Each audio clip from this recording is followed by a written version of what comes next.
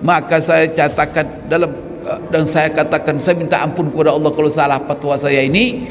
Wajib hukumnya memperingati maulid Nabi.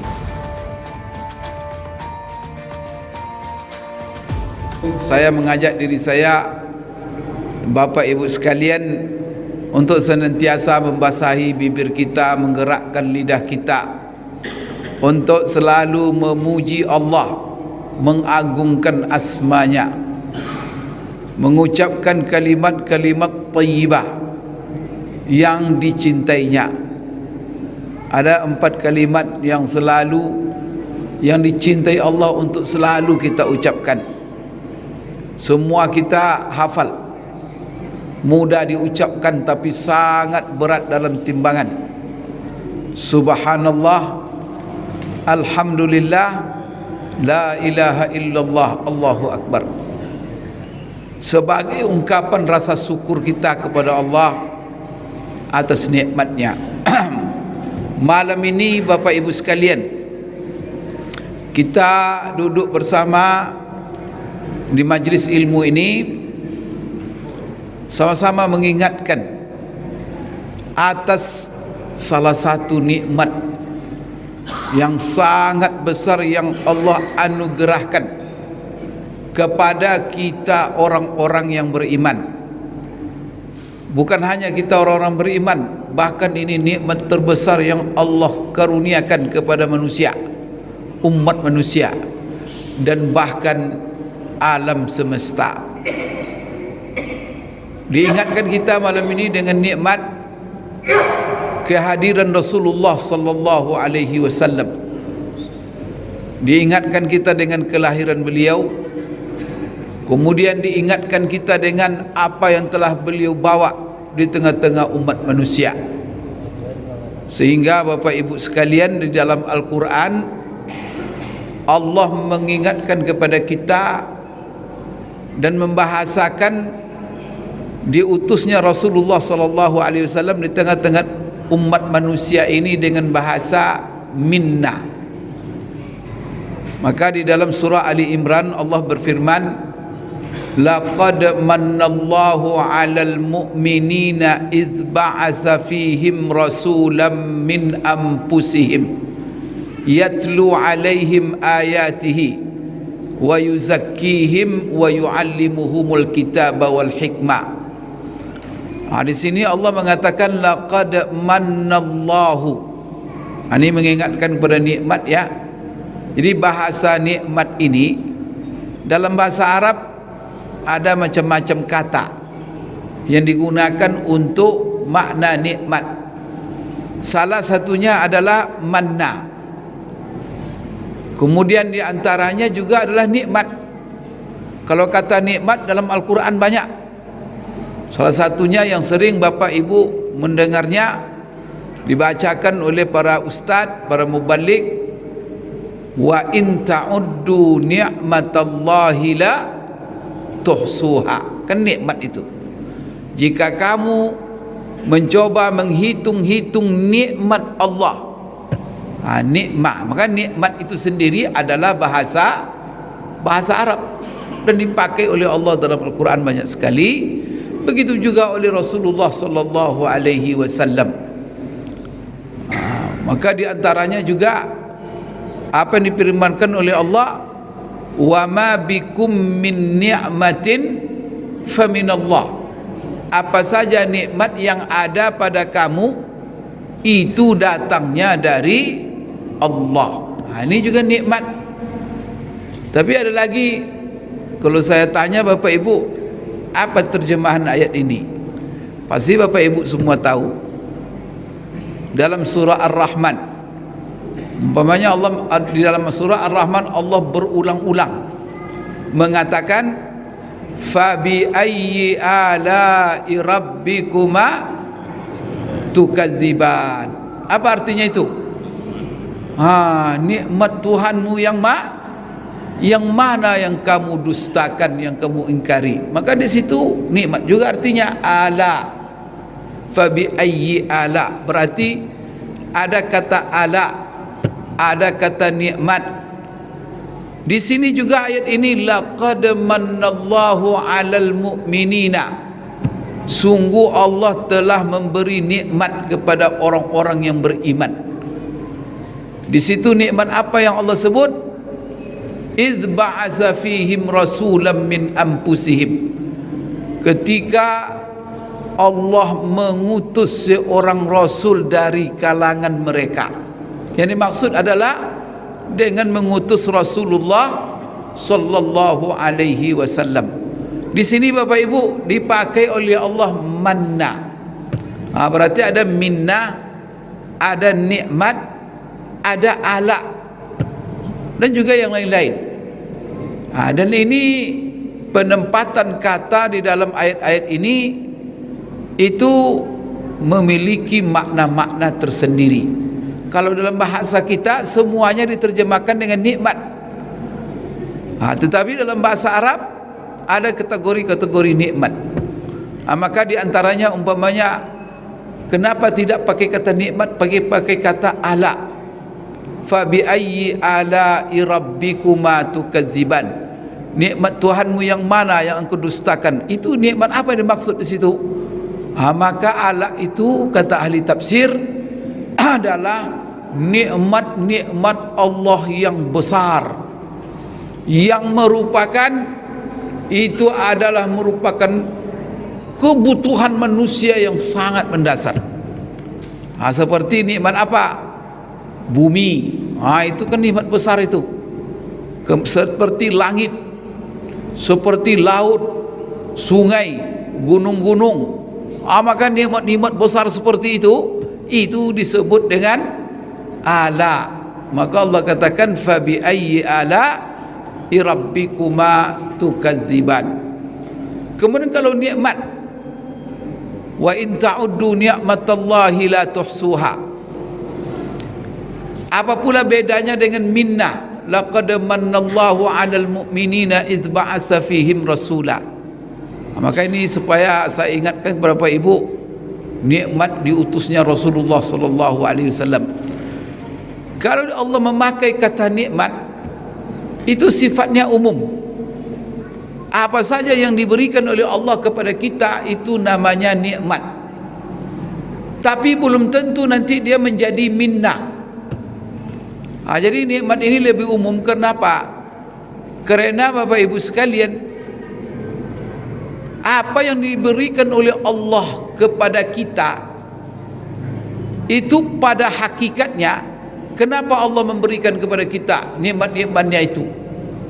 Supaya kita gunakan untuk hal-hal yang membawa kepada kebaikan untuk kehidupan kita, baik di dunia ataupun akhirat.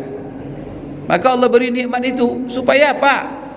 Supaya nikmat itu menjadi jembatan, menjadi wasilah, menjadi sarana untuk berbagai macam kebaikan.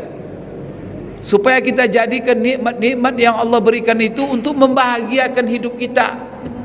Untuk kita cari dengan nikmat itu kebahagiaan hidup kita dunia dan akhirat.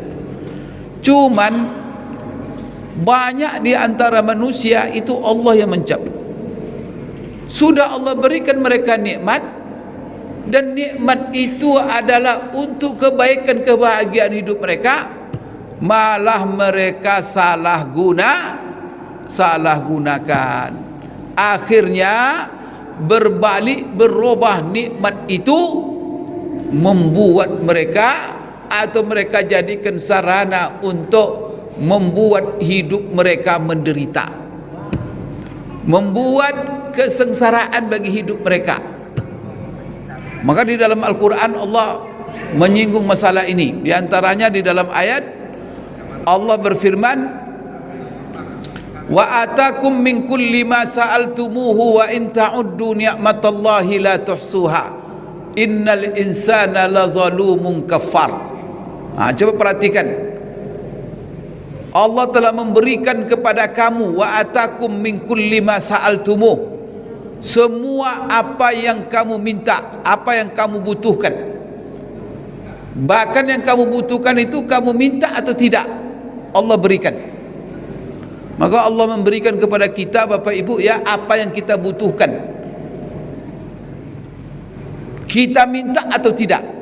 Maka ayat ini menunjukkan kepada kita, kalau seandainya Allah hanya membatasi kepada kita pemberiannya, kepada kita apa yang kita minta saja, maka dipastikan Bapak Ibu kita tidak akan hidup.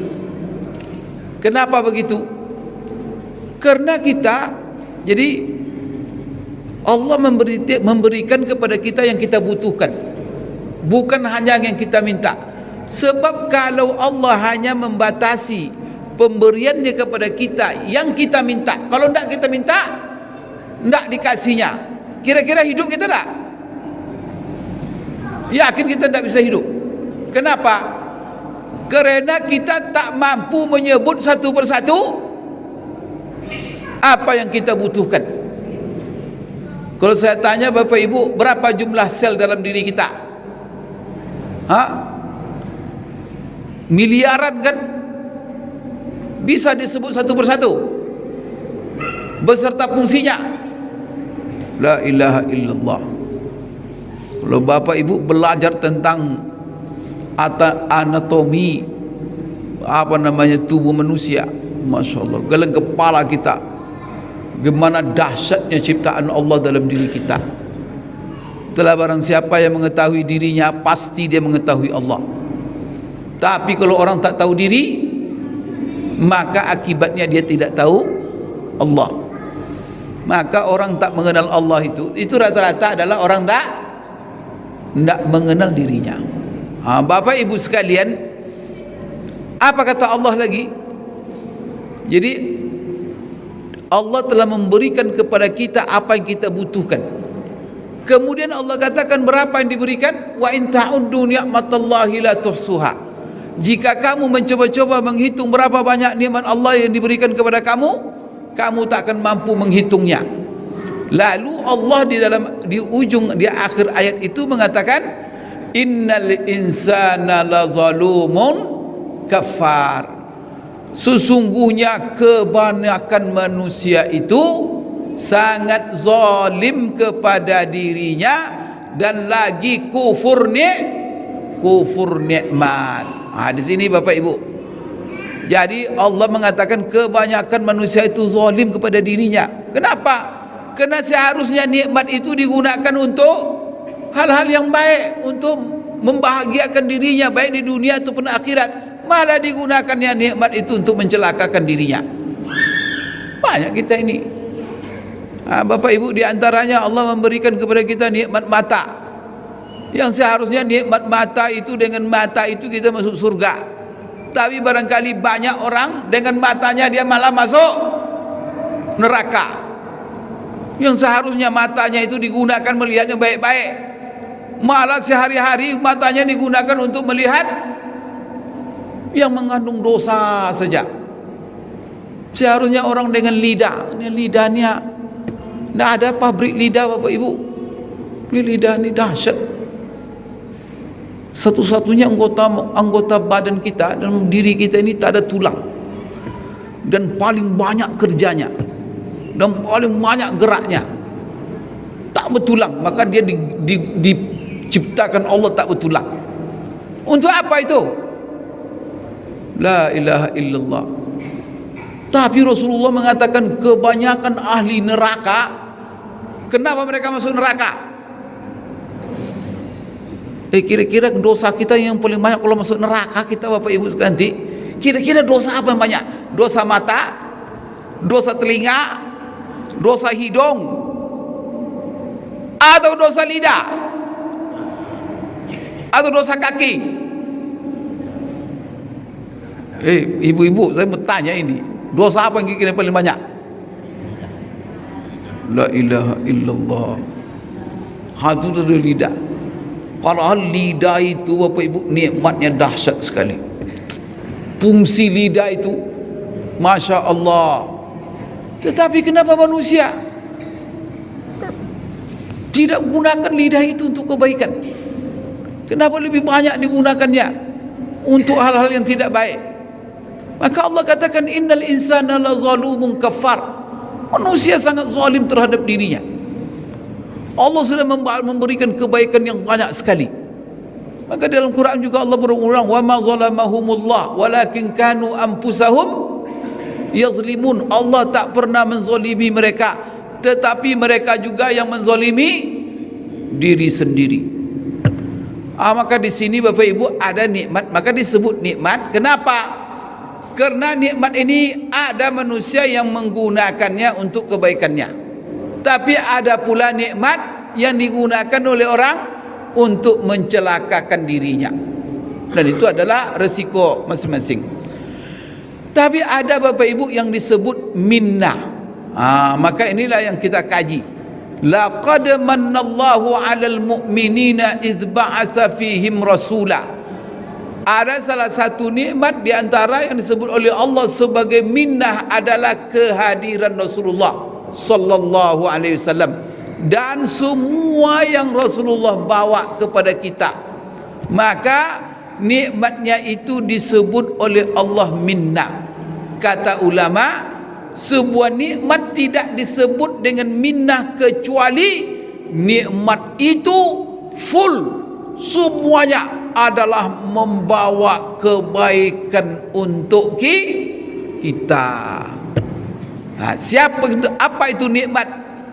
Yang mana nikmat itu semuanya baik, yang dibawanya semuanya adalah baik dan baik untuk semua. Itulah kehadiran Rasulullah sallallahu alaihi wasallam. Maka Allah katakan laqad mannallahu 'alal mu'minina idz ba'atsa fihim rasula. Dalam ayat lain Bapak Ibu sekalian, Allah menegaskan kepada kita, Allah berfirman, wa ma arsalnaka illa rahmatan lil alamin, bahwa tidak kami utus engkau hai Muhammad kecuali membawa rahmat untuk alam semesta. Apa di antara makna rahmat? Semua yang dibawanya itu isinya kebaikan. Tak ada yang negatif, semuanya positif. Itulah kehadiran Rasulullah sallallahu alaihi wasallam. Oleh karena itu Bapak Ibu sekalian, ini kita peringati maulidnya. Cuman Bapak Ibu sekalian, tadi kan dikatakan kita memperingati maulid ini tanggal 12 Rabiul Awal. Di dalam bulan Rabiul Awal ini sebenarnya ada 3 peristiwa besar yang terjadi dalam hidup Rasulullah sallallahu alaihi wasallam. 3 peristiwa besar. 3 peristiwa ini semuanya terjadi pada tanggal 12 Rabiul Awal. Dan peristiwa ini ketiga-tiganya layak dan mustahak untuk kita peringati. Apa peristiwa pertama? Peristiwa pertama adalah peristiwa lahirnya Rasulullah sallallahu alaihi wasallam. Maka sepakat ulama mengatakan bahwa lahir Rasulullah itu bulannya sepakat bulan Rabiul Awal. Juga sepakat ulama mengatakan bahwa lahirnya Rasulullah itu harinya hari apa? Hari Senin. Sepakat itu, tak ada perbedaan, karena Rasulullah sendiri yang bilang bahwa dia lahir hari Senin. Ini adalah dalam hadis yang diriwayatkan oleh Usama bin Zaid, seorang anak muda. Dia selalu perhatikan Rasulullah sallallahu alaihi wasallam. Setiap minggu Rasulullah puasa hari Senin dan puasa hari Kamis. Jadi Usama memperhatikan terus. Dia masih muda, umurnya belasan tahun baru. Lalu dilihat, kenapa Rasulullah ini bertanya dalam hatinya, kenapa Rasulullah tak puasa hari Rabu? Kenapa tidak hari Selasa? Kenapa tidak hari Sabtu? Kok Rasulullah puasa hari Senin Kamis? Maka dia beranikan dirinya bertanya kepada Rasulullah sallallahu alaihi wasallam, "Ya Rasulullah, kenapa aku selalu melihatmu puasa hari Senin dan puasa hari Kamis?" Maka Rasulullah SAW langsung menjawab. Apa kata Rasulullah? Adapun puasa aku hari Senin adalah karena aku dilahirkan di hari tersebut. Berarti Bapak Ibu, Rasulullah puasa di hari Senin karena beliau lahir hari Senin. Kan ada itu perbedaannya gitu. Rasulullah dia sendiri yang bilang dia lahir hari Senin. Maka di sini juga jangan salah nanti memasang kaji ini juga ya. Ini adalah salah satu bentuk mensyukuri nikmat. Maka mensyukuri nikmat itu adalah dengan ibadah. Nanti ada pula nanti Bapak Ibu nanti di sini setiap hari Ahad puasa. Nanti ditanya, kenapa Ibu puasa hari Ahad? Karena saya lahir di hari. Kira-kira gimana itu? Ada pula yang lahir nanti hari Sabtu, puasa setiap hari Sabtu. Kenapa? Mencontoh sunnah. Itu waspada tu Bapak Ibu ya. Itu tidak boleh, karena ini adalah hal yang khusus untuk Rasulullah sallallahu alaihi wasallam. Kalau Rasulullah bersyukur di atas kehadiran lahirnya Bapak Ibu ya, kelahirannya membawa rahmat bagi alam semesta. Tapi kalau ada orang puasa dia tiap hari Ahad, kerjanya menzolimi orang aja, atau gimana itu dia puasa pula? Astagfirullahaladzim, kerjanya korupsi aja, itu puasa pula dia atas kelahirannya. Kadang kelahiran dia memberi mudarat aja kepada orang lain. Tapi kalau Rasulullah kebaikan semuanya. Artinya apa? Ini hal khusus. Dan ini adalah ibadah. Ibadah itu tak boleh kita buat Bapak Ibu ya. Kemudian tidak boleh di situ dianalogikan. Itu jadi Rasulullah itu puasa hari Senin dikarenakan hari itu dialah lahir. Kemudian Bapak Ibu yang sepakat juga ulama tentang masalah sejarah kelahiran Rasulullah itu, tahun lahirnya, tahun berapa dia lahir. Maka ahli sejarah sepakat mengatakan bahwa kalender Hijriah belum ada waktu itu. Kalender Hijriah kan baru ada di zaman Umar bin Khattab menjadi khalifah. Kalau kita ukur dari wafatnya Rasulullah, zaman Rasulullah tidak ada kalender Hijriah. Kalender Hijriah itu baru ada Bapak Ibu sekalian, yaitu setelah 16 tahun lebih kurang terjadi peristiwa hijrah. Kalau dari wafatnya Rasulullah sallallahu alaihi wasallam lebih kurang 4 atau 5 tahun setelah wafat Rasulullah baru ada kalender Hijriah, yaitu di masa Umar bin Khattab menjadi khalifah. Berarti Rasulullah lahir jangan diukur dengan kalender Hijriah. Tahun berapa Rasulullah lahir? Maka kalender orang-orang Arab, jadi orang Arab ketika itu baru saja membuat kalender Bapak Ibu. Apa kalender mereka namanya? Kalender gajah.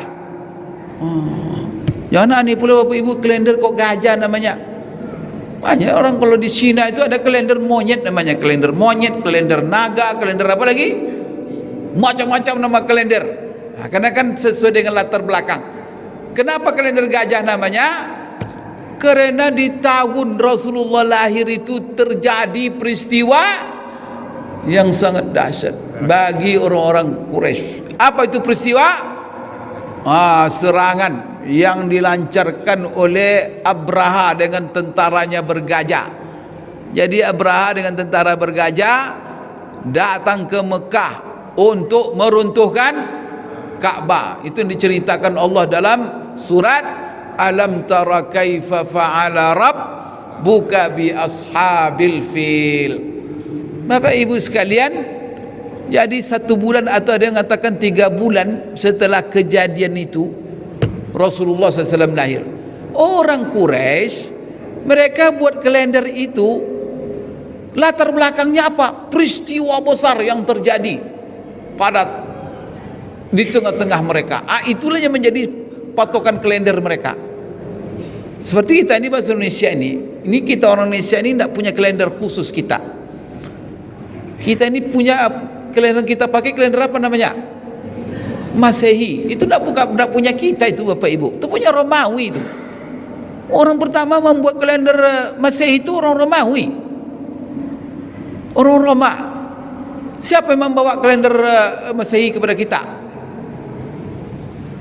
Bapak Ibu tak tahu sejarahnya. Yang membawa kalender Romawi ke kita itu siapa? Belanda. Belanda yang membuat kalender Masehi itu. Mana tahu orang Indonesia dulu kalender Masehi. Saya punya nenek tahun 80-an masih hidup. Itu Bapak Ibu sekalian, kalau ditanya tentang Oktober, September apa itu enggak tahu dia. Tapi kalau ditanya tentang Rajab, tanya dia tentang Safar, hafal dia itu. Tanggal berapa ini Rajab, tanggal berapa, dan dia kalau melihat bulan itu tahu dia ini bulan ini hari berapa ini. Ini menunjukkan Bapak Ibu berarti nenek dulu tidak ada tuh kenal kalender Masehi. Kenapa? Kapan kalender Masehi itu menjadi resmi kalender negara? Tahun berapa? Kan tahun 46 baru. Berarti sebelum itu tidak ada kalender Masehi. Ini Belanda punya. Cak lucu orang Indonesia ini, Belanda diusir kalendernya.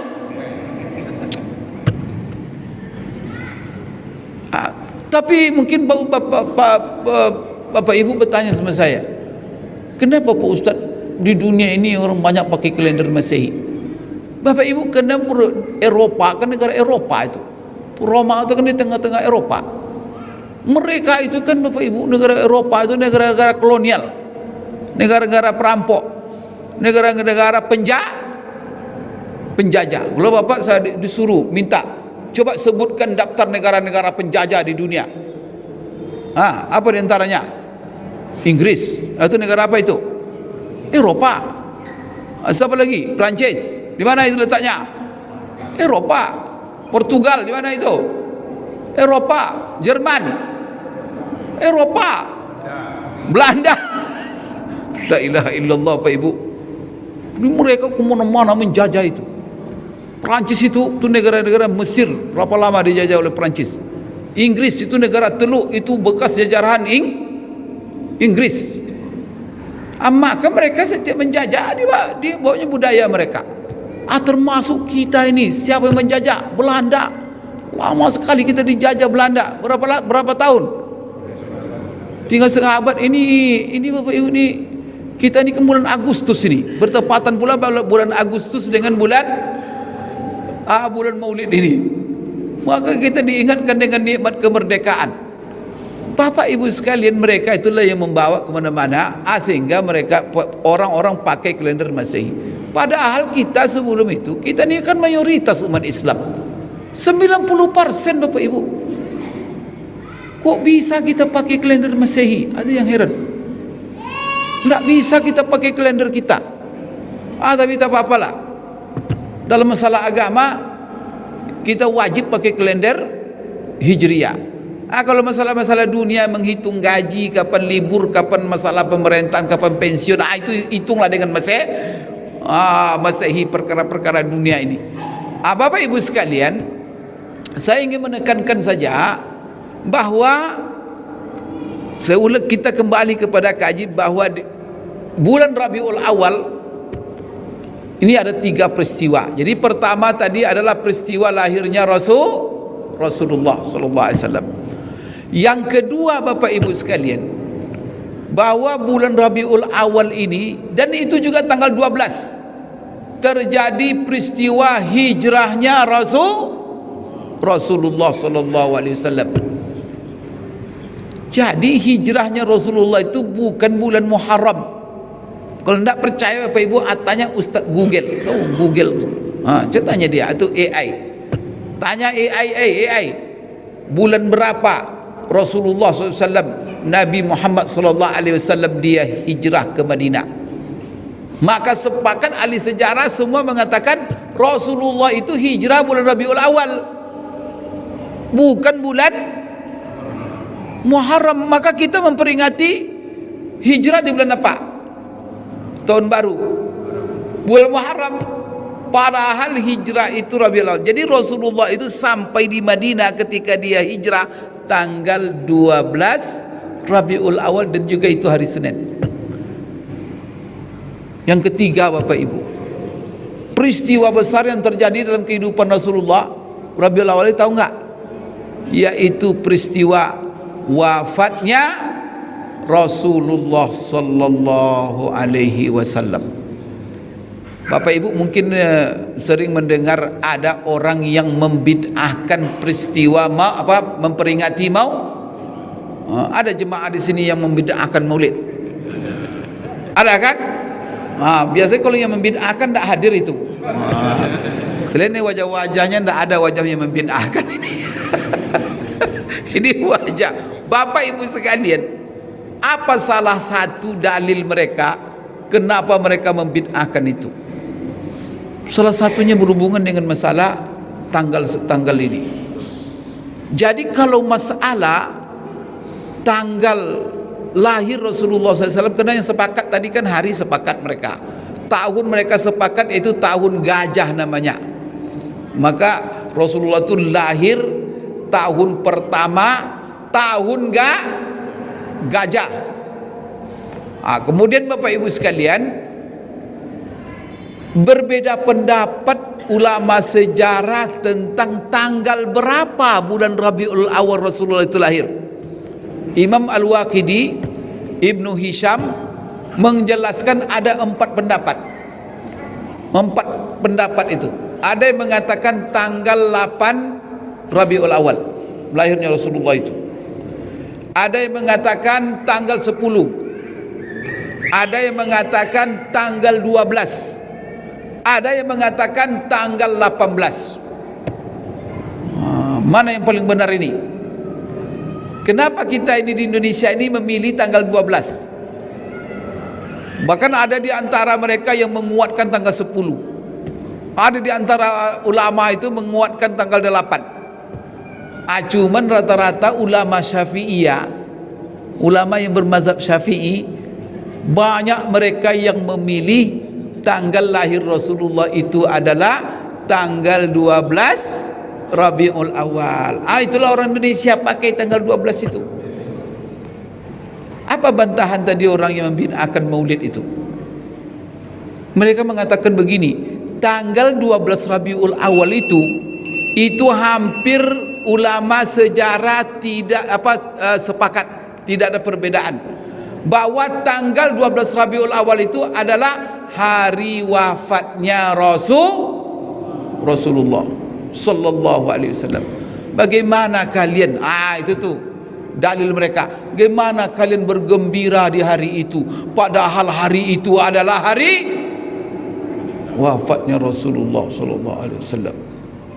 Bapak Ibu, tidak ada nikmat terbesar yang Allah anugerahkan kepada alam semesta ini, bukan hanya kepada umat manusia, seperti nikmat hadirnya Rasulullah sallallahu alaihi wasallam. Jadi kalau lahir, inilah nikmat terbesar di alam semesta ini. Tetapi juga sebaliknya Bapak Ibu, tidak ada musibah yang paling besar menimpa alam semesta ini seperti musibah wafatnya Rasulullah SAW. Jadi kan pertanyaannya, kalau 12 Rabiul Awal ini kita memperingati yang mana ini? Karena 3 tadi peristiwa, memperingati lahirnya, memperingati hijrahnya, atau memperingati wafatnya. Tentu Bapak Ibu, kita tidak memperingati wafatnya, kita memperingati hari lahirnya. Dan ini Bapak Ibu sekalian, ini masuk memang. Jadi kita perlu menjelaskan masalah ini. Ini masuk namanya dalam kategori masalah khilafiyah. Di antara, jadi para ulama yang berbeda pendapat, bukan orang-orang awam kita ini. Maka kita merujuk saja. Di antara ulama, memang pertama sekali Bapak Ibu dilakukan maulid Nabi ini oleh seorang raja yang bernama Raja Muzaffar. Dia raja di sebuah kawasan negeri Irbil namanya. Itu di negeri Irak waktu itu. Jadi di abad ke-5, dialah orang yang pertama melakukan peringatan maulid ini. Tapi dia melakukan peringatan maulid ini sebulan, bukan tanggal 12 Rabiul Awal saja. Sehingga bulan Rabiul Awal ini dikenal dengan bulan maulid. Jadi raja ini jadi adalah terbelakang pertama dilihat. Banyak sekali anak-anak muda banyak sekali orang-orang Islam sudah tidak mengenal Rasulullah sallallahu alaihi wasallam, jauh dari sunnah Rasulullah, tidak mengenal Rasulullah sallallahu alaihi wasallam, apalagi sampai sekarang ni. Maka ada namanya sudah almarhum, yaitu Syekh Asy-Sya'rawi, Mutawalli Sya'rawi, itu ulama besar khususnya dalam ilmu tafsir, ulama Mesir ya, Azhar. Dia ketika ditanya tentang Maulid Nabi, ini dalam hal latar belakang banyak orang sudah tidak mengenal Rasulullah SAW. Jadi ketika ditanya, Syekh, apa hukum Maulid Nabi? Maka Syekh Mutawalli Sya'rawi pertama dia dahului ketika berfatwa, minta ampun saya kepada Allah kalau fatwa saya ini salah. Tapi kalau saya melihat di realita anak-anak kita sekarang, generasi Islam sudah banyak yang tidak mengenal Rasulullah sallallahu alaihi wasallam. Maka saya katakan dan saya katakan, saya minta ampun kepada Allah kalau salah fatwa saya ini. Wajib hukumnya memperingati Maulid Nabi untuk mengenalkan, menyegarkan kembali kepada generasi-generasi kita tentang Rasulullah SAW. Cuman Maulid itu sebulan. Jadi Raja Muzaffar ini apa yang dilakukannya? Pertama, dia membuat sayembara di hadapan para ulama. Sayembara itu menulis tentang keagungan sejarah dan keagungan Rasulullah sallallahu alaihi wasallam. Maka berlomba ulama menulis. Siapa buku terbaik dikasih hadiah luar biasa. Kemudian bukunya itu dijadikan sebagai acuan untuk musim Maulid. Apa maksudnya? Karena beliau menganggarkan dari, kalau bahasa kita, dari APBN. Dia anggarkannya untuk seluruh masjid yang ada di kawasan kerajaan, diberi anggaran selama bulan Maulid. Maka dibiayai ustaz syekh-syekhnya, kemudian semua yang datang dikasih makan, dikasih anggaran, sehingga 1 bulan itu seluruh kajian di masjid-masjid dan mengumpulkan mulai dari anak-anak sampai orang tua, semuanya membaca kitab-kitab tentang sirah Rasulullah sallallahu alaihi wasallam yang telah ditulis oleh ulama-ulama, dan itu merupakan karya-karya pilihan yang terhebat. Oleh karena itu ada kitab, salah satunya namanya Barzanji, kan sering baca gini Barzanji itu. Setelah ada musim Maulid, itu kan sejarah Nabi itu. Tapi di situ isinya pujian-pujian kepada Rasulullah dan sejarah, pujian dan sejarah. Jadi banyak sekali buku-buku itu. Maka 1 bulan itu kadang-kadang tamat 4-5 buku. Maka kalau ini kita lakukan Bapak Ibu, Maulid Nabi ini sebulan ini, Rabiul Awal Maulid Nabi, seluruh kajian adalah tentang Rasulullah sallallahu alaihi wasallam. Anak-anak juga bermacam-macam kegiatan kita buat. Umpamanya ada perlombaan mulai dari TK lagi, ya sederhana sesuai dengan kapasitas masing-masing. Ada namanya lomba pidato tentang Maulid. Ini jangan 17 Agustus saja kita buat lomba. Maka sekarang kalau saya tanya Bapak Ibu nih, tahun ini kita memperingati HUT proklamasi kita yang keberapa? 81. Sekarang saya balik bertanya, sekarang kita memperingati Maulid Rasulullah yang keberapa ini? Ibu-ibu, kalau Maulid Rasulullah yang keberapa ini? Jadi Rasulullah itu lahir sudah berapa tahun? 81 itu kan artinya apa? 81 tahun kita merdeka. Maka Bapak Ibu sekalian, kalau dihitung,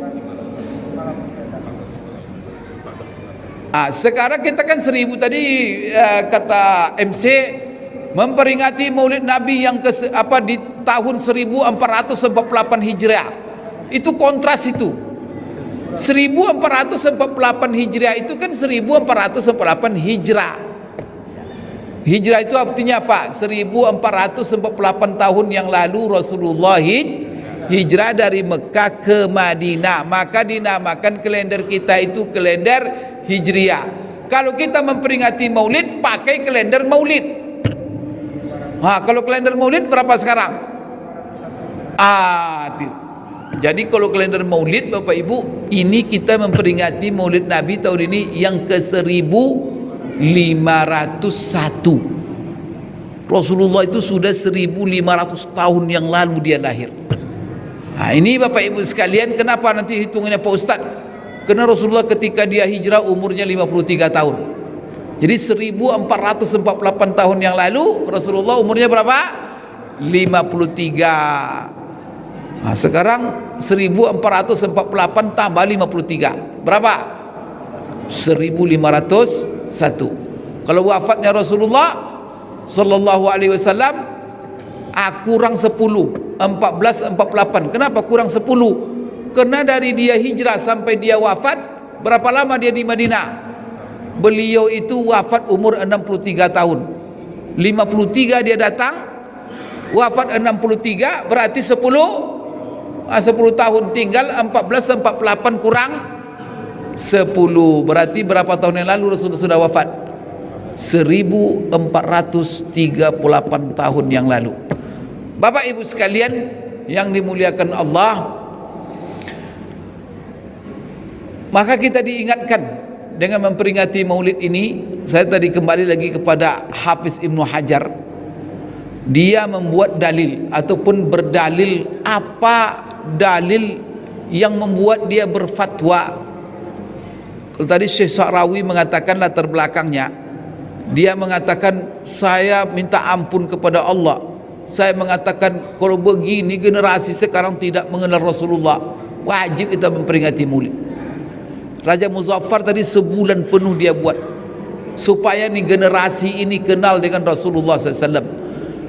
Hafiz Ibnu Hajar dalam kitabnya Fathul Bari dia menjelaskan, dia ini salah seorang ulama yang mengatakan bahwa memperingati Maulid ini mustahab katanya, dia anjurkan. Apa yang menjadi dalilnya? Salah satunya adalah yaitu peristiwa ketika Rasulullah SAW hijrah ke Madinah. Lalu Bapak Ibu didapatkan oleh Rasulullah SAW orang-orang Madinah, artinya orang-orang Yahudi yang ada di Madinah, mereka puasa di hari Ashura. Tahu hari Ashura? Ashura itu adalah tanggal 10 Muharram. Di hari Ashura tanggal 10 Muharram mereka melakukan puasa. Rasulullah kaget. Lalu Rasulullah bertanya kepada mereka orang-orang Yahudi, apa yang membuat kalian puasa di hari ini? Lalu orang-orang Yahudi mengatakan bahwa ini adalah hari yang mana Allah membebaskan Musa daripada Fir'aun. Ini hari kemerdekaan, hari pembebasan. Karena selama ini Allah mengatakan dalam Al-Quran, wa iznajjainakum min ali fir'auna yasumunakum su'al azab yuzabbihuna abna'akum wa yastahyuna nisa'akum wa fi zalikum bala'um min rabbikum azim. Ingat, ceritakan hai Muhammad kepada umatmu, ingatkan mereka bagaimana Allah telah menyelamatkan Bani Israel dari kekejaman penjajahan Fir'aun. Jadi hari ini adalah hari yang mana Allah menyelamatkan Musa. Lalu Nabi Musa melaksanakan puasa, dan kami Bani Israel ikut bersama Musa puasa sebagai syukur terhadap nikmat selamat. Apa kata Rasulullah ketika itu? Kalau begitu saya lebih berhak dengan Musa daripada kamu. Oleh karena itu Rasulullah umumkan waktu itu pada hari itu juga. Tapi waktu Rasulullah bertanya itu sudah menjelang zuhur. Sudah menjelang zuhur. Baru Rasul tanya. Lalu diingatkan orang Yahudi itu bahwa ini adalah hari selamatnya Musa. Apa kata Rasulullah? Maka Rasulullah perintahkan salah seorang sahabat, sekarang kamu umumkan di mana-mana kepada umat Islam, siapa tadi dari pagi tadi dia belum makan, belum minum, belum melakukan hal-hal yang membatalkan puasa, maka hendaklah dia puasa nanti sampai terbenam matahari. Disuruh oleh Rasulullah yang belum makan dari pagi, yang belum minum, supaya puasa. Sedangkan yang sudah makan tadi, yang sudah sarapan, yang sudah ngopi bagi, apa kata Rasulullah? Hendaklah dia menahan sekalipun tidak puasa, tapi diperintahkan dia menahan. Bapak ibu sekalian, itu diperintahkan Rasulullah untuk puasa, maka puasa Rasulullah 10 Muharram. Apa di sini pelajaran oleh Hafiz Ibnu Hajar berhubungan dengan Maulid? Apa katanya? Begini. Jadi Bapak ibu sekalian, Hafiz Ibnu Hajar mengatakan Rasulullah saja dia melaksanakan puasa.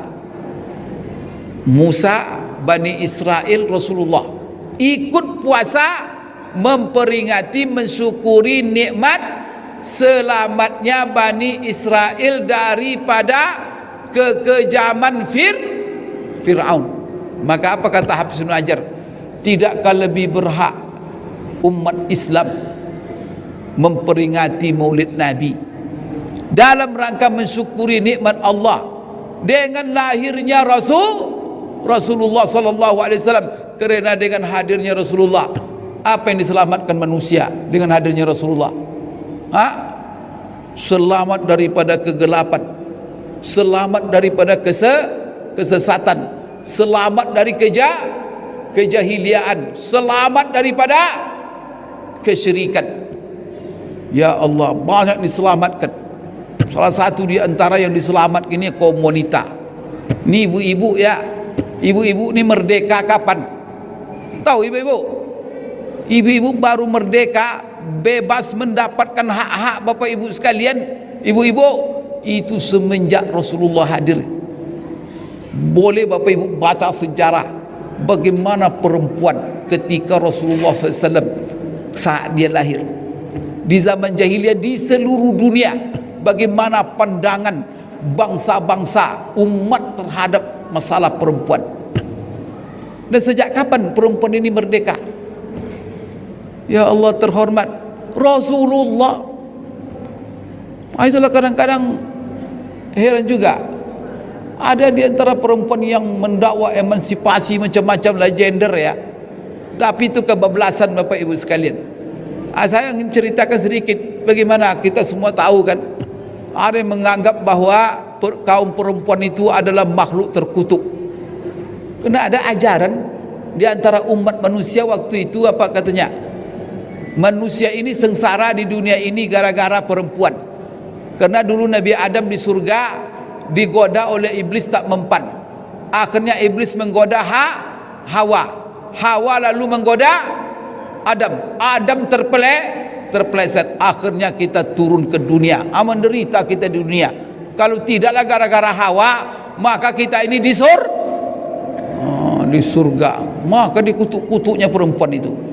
Turun ayat Al-Quran yang dibawakan Rasulullah sallallahu alaihi wasallam, dibacakan oleh Rasulullah, wahyu dari Allah. Tidak, itu bukan dosanya Hawa, tapi itu apa? Dosanya Adam. Begitu tuh, bagaimana pembelaan.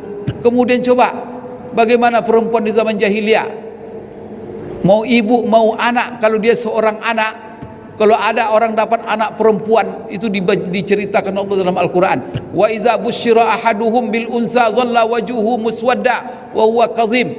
Kalau mereka mendapat anak perempuan, hitam muka mereka, kena menanggung rasa malu punya anak perempuan. Rela ibu, kehadiran ibu, malu orang kehadiran ibu. Siapa yang mengangkat derajat perempuan? Rasulullah. Maka apa dalam ayat itu dikatakan oleh Allah, yatawara minal qaumi min su'i ma busyira bihi ayumsikuhu ala hunin am yadussuhu fit turab ala sa'a ma yahkumun. Maka dia dua saja pilihan kalau dapat anak perempuan. Apa itu pilihannya? Pertama, dia tetap pertahankan dalam kehinaan. Yang kedua, atau dia kuburkan, am yadussuhu fit turab, atau dikuburkan hidup-hidup ke tanah. Tapi apa yang mereka banyak lakukan? Mereka kuburkan. Kemudian dianggap ibu-ibu. Coba, ibu-ibu ini beban kehidupan. Jadi orang-orang Arab jahiliyah itu dulu begini, Kenapa mereka menginginkan anak laki-laki, tidak menginginkan anak perempuan? Karena tradisi mereka perang. Perang itu adalah salah satu bentuk pencarian mereka. Mereka kalau sudah perang, siapa yang menang dapat ghanimah, harta rampasan. Siapa yang kalah, habis, hartanya diambil, manusianya menjadi budak. Begitu tuh perang di Arab itu. Dan mereka mengatakan perempuan tak bisa perang karena lemah. Maka laki-laki kalau perang, jadi bagi mereka laki-laki itu mendatangkan harta, mendatangkan rezeki. Tapi kalau perempuan menghabiskan harta. Dan itu diceritakan oleh Allah dalam Al-Quran. Jangan kalian bunuh anak kalian karena gara-gara kalian takut miskin. Jadi ada dua kemungkinan. Pertama, dia sudah kaya, nanti kehadiran anak perempuan menghabiskan harta. Kalau saya tanya bapak-bapak sekarang ini ya, terus terang saja, mana yang lebih banyak, belanja anak perempuan atau belanja anak laki-laki?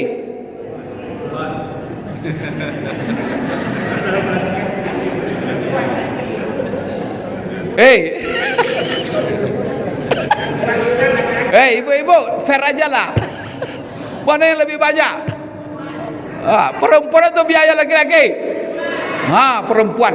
Sudah biaya hidupnya banyak, tak pula bisa mendatangkan duit.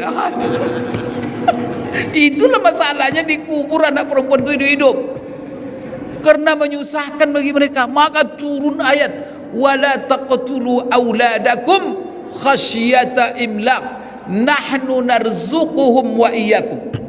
Jangan kalian bunuh anak kalian karena takut miskin. Sekarang siapa itu yang mengatakan itu? Allah. Siapa yang membawa firman itu, membacakan firman itu kepada kita? Rasulullah. Dulu tidak ada hak perempuan memiliki harta, tidak ada itu Bapak Ibu. Di zaman Rasulullah ketika lahir tak ada sama sekali di dunia ini yang namanya perempuan boleh memiliki, tidak. Maka perempuan itu dianggap harta. Maka di zaman jahiliyah itu kalau anak perempuan dikubur. Kalau ada ibunya umpamanya meninggal bapaknya, ibunya itu menjadi warisan anaknya. Mau dijualnya atau dinikahkannya dengan laki-laki lain, nanti mas kawinnya diambil semua. Jadi tidak ada yang namanya Bapak Ibu sekalian perempuan bisa memiliki. Datang Rasulullah dengan wahyu, la ilaha illallah, merdeka perempuan itu. Tahu Bapak Ibu, ada di dalam Quran namanya surat laki-laki. Yang ada adalah surat apa namanya, Bu? Surat perempuan. La ilaha illallah.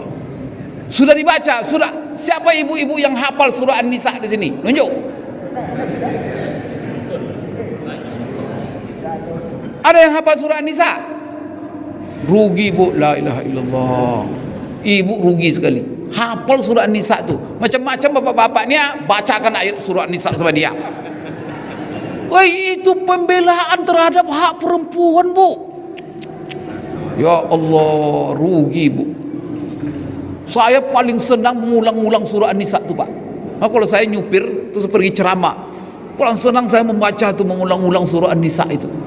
Karena Masya Allah. Coba contoh, bagaimana di dalam ayat surah An-Nisa itu Allah menetapkan hak kepemilikan untuk perempuan. Perempuan diberi hak usaha, perempuan diberi hak untuk memiliki. Apa kata Allah dalam surah An-Nisa? Lirrijali nasibum mimmaktasabu walin nisa'i nasibum mimmaktasabna. Suruh imam nanti membacakan. Belum percaya Bapak Ibu?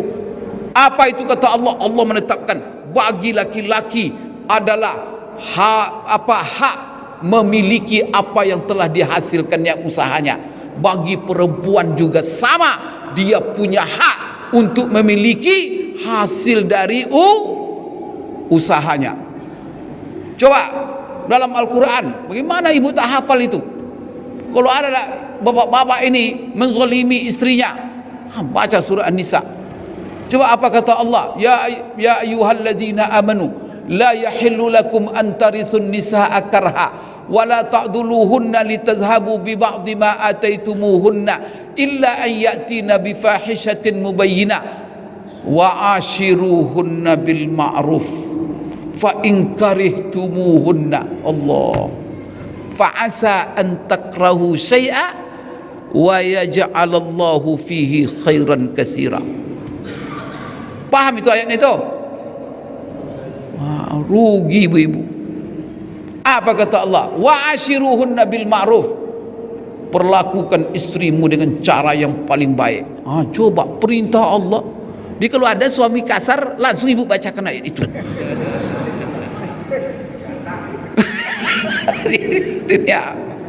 Ya Allah, wa ashiruhunna bil ma'ruf. Kemudian apa? Coba pesan Allah kepada laki-laki. Fa in karihtumuhunna.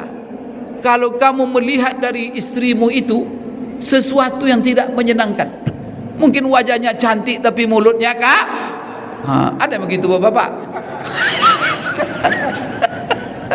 Kadang-kadang direndahkannya suaminya. Ya begitulah. Ya namanya manusia pasti punya sifat kekurangan. Di dalam Al-Quran, dalam surah An-Nisa itu jugalah Allah mengingatkan wa khuliqal insanu dha'ifa. Karena surah Nisa juga Allah menciptakan manusia itu serba kekurangan, lemah.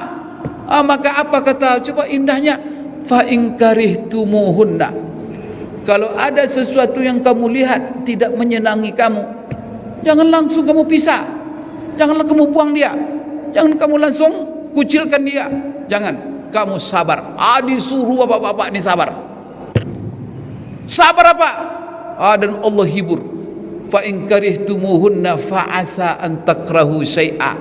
Barangkali kamu tidak senang, tapi kalau kamu sabar, ingat Allah akan berikan kepada kamu kebaikan yang sangat banyak. Masya Allah.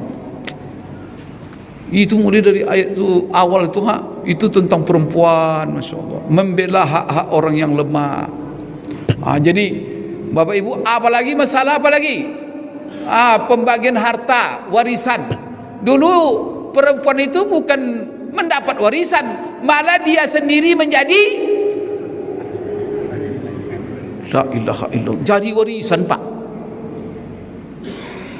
Coba tiba Rasulullah turun ayat surah An-Nisa, bagaimana Allah mengatur tentang warisan. Maka Allah mengatakan dalam Quran, dalam surah An-Nisa, dalam 3 ayat itu mengatur tentang warisan. Ayat 11, ayat 12, ayat 176. Maka diantaranya Allah katakan yusikumullahu fi auladikum lizzakari mislu hazzil unsayain. Itu kaedahnya. Fa in kunna nisaan fawqa thnataini falahunna thulutsa ma tarak. Kalau seandainya ahli waris itu perempuan, jumlah perempuannya begini, masya Allah, lengkap bapak ibu sekalian. Tidak ada perempuan dia seorang anak, dia berhak mendapat warisan. Perempuan dia seorang istri, dia mendapat warisan. Kemudian bapak ibu sekalian, dia sebagai seorang ibu, dia mendapat warisan. Maka itu tidak bisa dinafikan sama sekali. Maka dia sama dengan laki-laki. Maka ada bapak ibu sekalian, kan yang tidak bisa, ketika kalau ada orang meninggal dunia, ahli warisnya semuanya ada. Maka siapa yang berhak? Yang berhak cuma 5 yang berhak cuma. Di antara 5 ini bapak ibu, coba seimbang. Siapa yang berhak? Kalau seluruh ahli waris ada, maka yang berhak 5. Pertama, ayah. Kedua, ibu. Ketiga, anak laki-laki. Keempat, anak perempuan. Kelima, suami. Keenam, istri. Ini yang 6 ini pasti dapat. Kalau yang meninggal suami, maka yang akan berhak mendapatkan siapa? Ayah, ibu, anak laki-laki, perempuan, kemudian istri. Cuma bagiannya saja yang dibedakan, dan itu sifatnya proporsional, adil. Jadi jangan pula nanti dikritik, ini kadang-kadang sudah dikasih minta juga lagi sama. Itu jangan pula. Tapi juga untuk bapak ibu ketahui, di dalam masalah waris itu tidak selalu perempuan mendapatkan lebih kecil dari laki-laki. Ada beberapa kasus perempuan lebih banyak dari laki-laki. InsyaAllah kalau mengaji kita nanti masalah faraid akan nampak itu. Jadi ada Bapak Ibu dalam banyak kasus dalam ilmu faraid itu bagian perempuan jauh lebih banyak dari. Jadi tidak seluruh kasus itu bahwa nanti perempuan itu bagiannya bagian dari laki-laki 2 kali bagian perempuan. Baik Bapak Ibu sekalian yang dimuliakan Allah, karena waktu, jadi Bapak Ibu sekalian, Rasulullah hadir adalah membawa rahmat, membawa nikmat. Maka di situ salah satunya apa Bapak Ibu sekalian, sebagaimana tadi yang saya katakan, Rasulullah itu puasa dia 10 Muharram. Karena apa? Nabi Musa diselamatkan dari Fir'aun. Kita, kata Hafiz Ibnu Hajar, memperingati maulid Nabi ini karena dengan kehadiran Rasulullah sallallahu alaihi wasallam, Masya Allah, beliau membawa rahmat yang luar biasa. Ini yang membuat bapak-bapak ganteng seperti ini gimana? Masya Allah, pakaian rapi, wajah bersih, Masya Allah. Ini siapa yang membuat seperti ini nih? Rasulullah SAW. La ilaha illallah. Dari mana kita tahu mana yang menjijikkan, mana yang kotor, mana yang halal? Dengan hadirnya Rasulullah SAW. Mana yang baik, mana yang tidak baik. Karena akal manusia ini Bapak Ibu tidak bisa mandiri di dalam Bapak Ibu sekalian menentukan apalagi nasib ke depan yang akan membahagiakan. Karena akal manusia ini kadang-kadang memprediksi yang ke depan itu kadang-kadang tak mampu. Mana yang paling baik? Tapi turunlah Allah sayang sama kita, maka Allah turunkan wahyunya. Kemudian wahyu ini Bapak Ibu diturunkan oleh Allah, tidak dibiarkan begitu saja, maka diturunkan Rasul membacakan wahyu itu kepada kita, kemudian mengajarkannya kepada kita, setelah itu mempraktekkannya kepada kita. Kemudian Bapak Ibu sekalian, beliau adalah menjadi contoh dalam praktek wahyu itu semuanya kepada kita. Sehingga Bapak Ibu, Aisyah setelah wafatnya Rasulullah SAW pernah dia ditanya, datang serombongan sahabat, generasi yang tidak ketemu dengan Rasulullah SAW. Lalu bertanya mereka kepada Aisyah, ya Aisyah, bagaimana kehidupan Rasulullah dulu ketika dia hidup? Bagaimana perilakunya? Bagaimana? Maka apa kata Aisyah menjawab? Kamu baca Quran tak? Paham kamu isi Quran tak? Maka dia bilang, saya baca, saya paham. Semua apa yang ada dalam Al-Quran itulah kehidupan Rasulullah sallallahu alaihi wasallam. Kemudian Bapak Ibu sekalian yang juga perlu saya ingatkan, karena ini adalah peringatan daripada Maulid Rasulullah sallallahu alaihi wasallam. Saya ingin mengingatkan, mari kita pelajari Bapak Ibu ya. Kena ada kewajiban kita kepada Rasulullah. Di antara kewajiban yang Allah wajibkan kepada kita di dalam Al-Quran, kemudian juga dalam sunnah Rasulullah SAW, adalah wajib kita mencintai Rasulullah SAW di atas segala-galanya di dunia ini. Maka itu kewajiban, dan itu dikatakan oleh Allah di dalam Al-Quran. Dan kita diancam oleh Allah, kalau kita tidak menaruh cinta kita melebihi segalanya, cinta kita kepada Rasul melebihi segala di dunia ini, kita terancam Bapak Ibu. Allah katakan 8 perkara. Qul in kana aba'ukum, katakan hai Muhammad kepada umatmu, kalau seandainya bapakmu, anakmu, kemudian saudaramu, istrimu atau suamimu, kemudian harta yang kamu usahakan, profesi yang kamu geluti, rumah, kendaraan yang kamu miliki, habis semua disebut di dunia ini oleh Allah dalam ayat itu. Semuanya itu lebih kamu cintai daripada Allah, lebih kamu cintai daripada Rasul, lebih kamu cintai daripada berjuang di jalan Allah. Fatarabbasu hatta ya'tiyallahu bi amri, tunggu kata Allah, teguran Allah akan datang kepada kamu. Maka ayat ini kata ulama menunjukkan bahwa kita wajib, maka cinta kita itu apa? Pertama kepada Allah, kedua kepada Rasulullah. Dan Rasulullah sendiri mengatakan dalam sebuah sabdanya, la yu'minu ahadukum hatta akuna ahabba ilaihi min walidihi wa waladihi wa malihi wan nasi ajmain. Tidaklah sempurna iman salah seorang kamu sampai aku lebih dicintainya dari ayahnya, dari anaknya, kemudian dari hartanya, dan dari seluruh manusia. Maka apa yang saya ingatkan Bapak Ibu, kewajiban mencintai Rasulullah di atas segala-galanya. Maka kalau saya tanya Bapak Ibu, sudahkah kita mencintai Rasulullah melebihi cinta kita kepada yang ada di dunia ini? Mungkin Bapak Ibu sekalian, tapi dalam praktek ibadah kita sehari-hari, kita betul-betul Bapak Ibu diperintahkan oleh Allah, dipaksa oleh Allah kita mencintai Rasulullah di atas segala-galanya. Maka kita dalam doa, kalau kita berdoa Bapak Ibu meminta kepada Allah, maka doa kita mulai dengan apa? Pertama memuji Allah, alhamdulillahi rabbil alamin. Yang kedua apa lagi? Salawat. Apa itu arti salawat? Berdoa untuk Rasulullah. Setelah itu baru kita berdoa untuk diri sendiri. Allahumma gfirli dzunubi wali walidayya, baru untuk orang tua kita. Itulah urutannya. Dan nama Rasulullah ini Bapak Ibu yang paling banyak kita baca, kita sebut sehari-hari.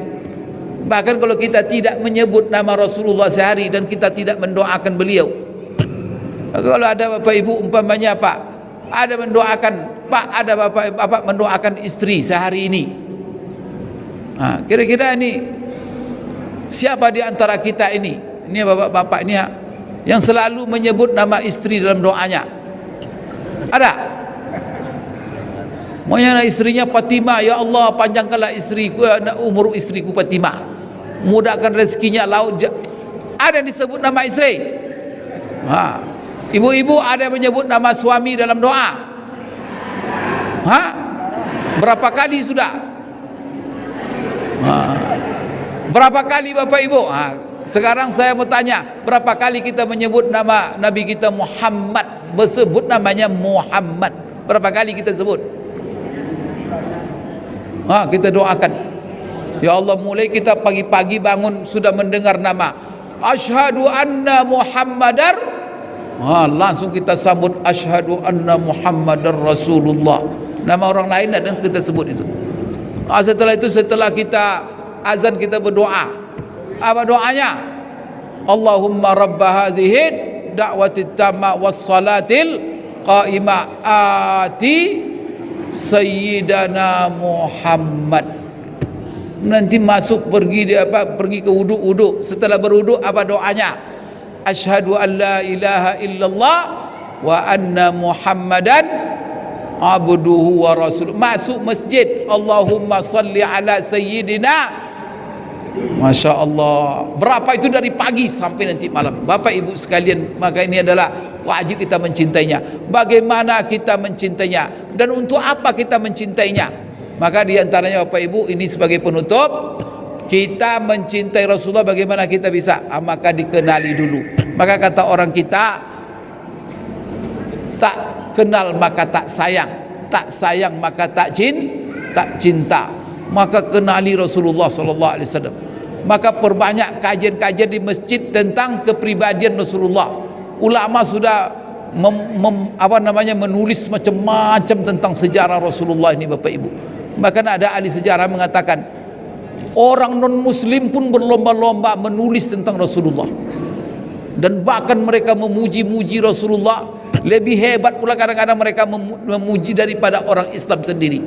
Begitulah kepribadian Rasulullah SAW. Rugi kita Bapak Ibu tidak mengenalkan kepada anak. Maka kenali dengan mempelajari tentang kehidupan Rasulullah SAW, baru kita mencintainya.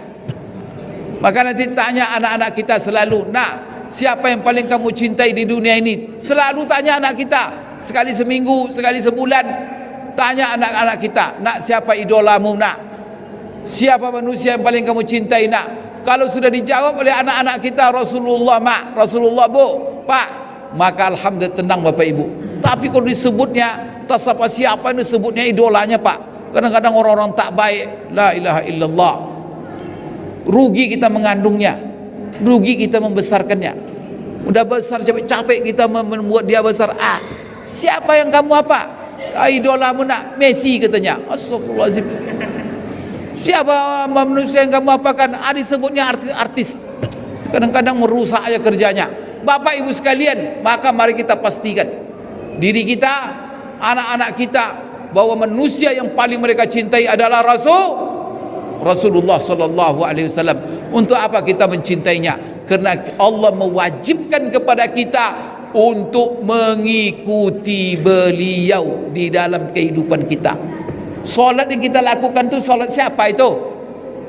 Bapak ibu, solat siapa yang kita buat itu? Solat Rasul.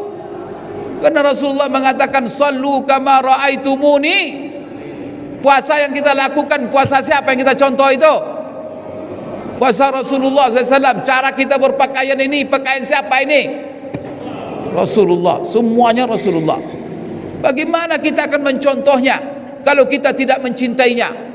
Bagaimana anak-anak kita akan menjadikan Rasulullah sebagai idola dan contoh teladannya kalau seandainya mereka tidak mengenal Rasulullah?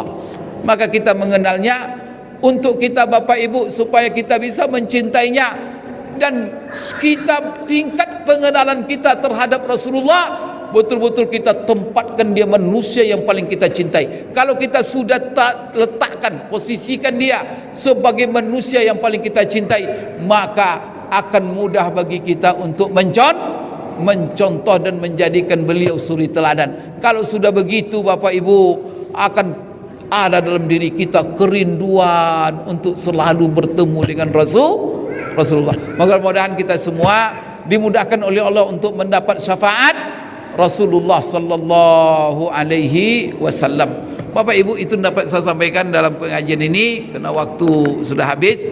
Mudah-mudahan Bapak Ibu, Allah Subhanahu wa taala dengan memperingati mempeluk Nabi ini menjadi ibadah bagi kita. Karena peringatan-peringatan ini isinya adalah tausiah ya, dan pelajaran.